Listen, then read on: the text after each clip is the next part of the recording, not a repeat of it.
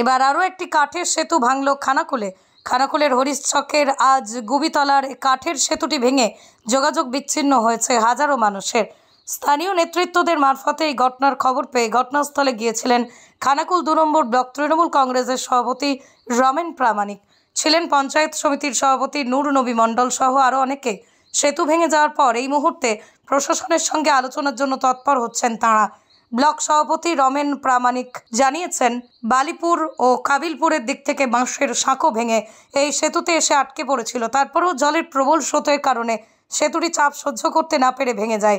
ভেঙে যাওয়া এই সেতুর ক্ষেত্রে ও যাত্রীদের যাতায়াতের সুবিধার কথা মাথায় রেখে প্রশাসনিকভাবে আলোচনা করা হবে। প্রশাসনের সাথে আলোচনা করার পরই পরবর্তী পদক্ষেপ নেওয়া হবে। এইভাবে যেমন এই মিনিট 15-20 আগে আমরা আমাদের এখানে লোকাল নেতৃত্ব যারা আছে সাবলসিংহপুরের, আমাদের পঞ্চায়েত প্লাস হচ্ছে আমাদের লোকাল যারা আছে, তারা সকাল থেকেই তৎপর, সবসময়ই তৎপর এই বন্যা পরিস্থিতি নিয়ে।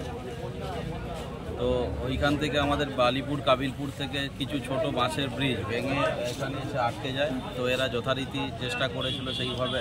গতকালও দেখেছেন একটা বিশাল বড় পানা এসে আটকে ছিল, সেইখানে এরা একদম তৎপরতার সাথে উদ্যোগ নিয়ে এখানকার লোকাল প্রশাসন প্লাস হচ্ছে পুলিশ প্রশাসনের প্লাস এখানের পাবলিক যারা, তারা তৎপর হয়ে এখানে যথারীতি সেটাকে পরিষ্কার করেছিল। কিন্তু আজ হঠাৎ আজ এখন থেকে 20 থেকে 30 মিনিট আগে তো ওরা ওই বাঁশের ব্রিজ এসে এখানে আটকে যায়।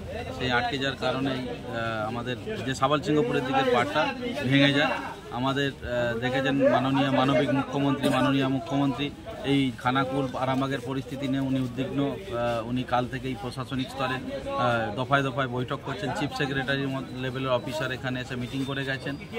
তো আমরা এই বিষয়ে বিডিও এবং পুলিশ প্রশাসন এবং উচ্চ আধিকারিক দিকে সর্বোপরি আমাদের জেলা সভাপতি রামেন্দ্র সিংহ রায়, বিধায়ক তারকেশ্বর, উনিও বিধানসভায় আছেন, ওনাকেও জানিয়েছি যে এই যে খানাকুলের বর্তমান যে পরিস্থিতি, কিছু যদি বোট 50% লোক নিয়ে যদি পারাপারের অনুমতি দেয় এবং লাইফ জ্যাকেট পরে, তাতে একাধিক 2 থেকে 4টে বোট যদি বাড়িয়ে দিয়ে প্রশাসনিক স্তরের লোক থেকে যদি করা যায়, তাহলে এই যে যোগাযোগ ব্যবস্থা বিচ্ছিন্ন হয়ে গেল, আমাদের পলসপাই 1-2, নতিকপুর 2 এবং চিংড়া এবং হাওড়ার সাথে পুরো যোগাযোগ পুরোপুরিভাবে বিচ্ছিন্ন হয়ে গেল। ইতিমধ্যে বোট না চালালে এটাই একমাত্র রাস্তা ছিল যেটা অল্টারনেটিভ ইউজ হচ্ছিল, কারণ বাকি ব্রিজগুলো সব গতকাল পরশু থেকে দেখেছেন জলের তোড়ে ভেঙে গেছে। তো আমরা প্রশাসনিকভাবে তাদের দৃষ্টি আকর্ষণ করিয়েছি।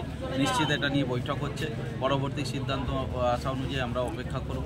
পারাপারের জন্য কি নৌকা চালানো অসম্ভব নাকি? নদীর যত ফেরিঘাট ছিল সমস্তটাই কালকে অর্ডার করে বন্ধ করেছে, কারণ একটা এত জলের স্রোত, দুর্ঘটনা হয়ে গেলে তার দায় কে নেবে? সেই কারণে প্রশাসন সব দিক বিচার বিবেচনা করে গতকাল থেকেই ফেরিঘাটগুলো বন্ধ রেখেছে।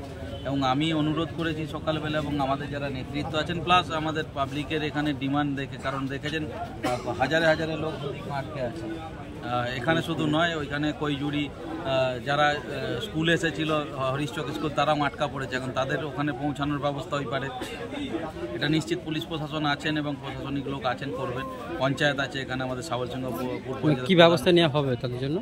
পরবর্তী সিদ্ধান্ত অনুযায়ী আশা অনুযায়ী হবে, কারণ এটা একটা দেখেছেন জলের স্রোত কীরকম, আর যদি দুর্ঘটনা হয়ে যায়, প্রাণের ঝুঁকি যাতে না হয় এবং যাতে কাজটা সুষ্ঠুভাবে হয়, সেটা প্রশাসনিক স্তরে আলোচনা চলছে।